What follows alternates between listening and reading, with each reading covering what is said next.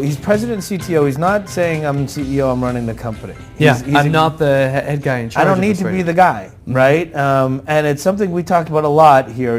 Understand what you are and what you're not. And it's hard for people usually to say, look, you know what? I know what I am. I know what I'm good at, and I know what I'm not. How did you decide that being president and CTO was the right role, and that you wanted a CEO?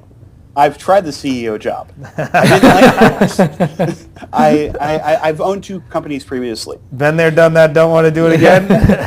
One was a contracting one where it was easy. I was still technology guy, and I sent out invoices. The other one was where I ran an ISP. And the network worked. It was great. Right.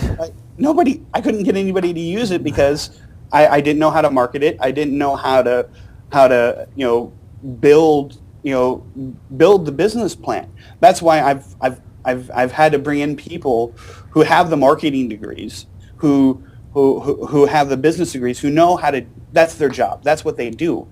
And I'm not that guy. I can be the evangelist. I can be the guy that has a technology vision, but I can't be the guy that tells us we need to pay on this and pay on that, because that's not what I do. I create stuff, I make cool things, and that's my job. And learning from your experience, for people out there who are asking themselves, what advice would you give them in terms of people who are saying, well, by doing that, am I admitting failure? Am I admitting I'm a weak person? No, not at all. And what I would say to those people, think about it this way.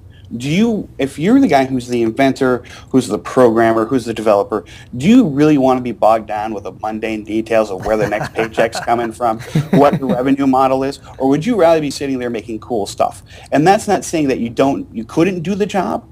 It's admitting the fact that maybe there's somebody better out there that understands business and those business pieces better than you. Let them take the reins, and don't be afraid to give up control, because if you truly want to do this and you want to see this succeed, eventually at some point you're going to have to give it up at some point.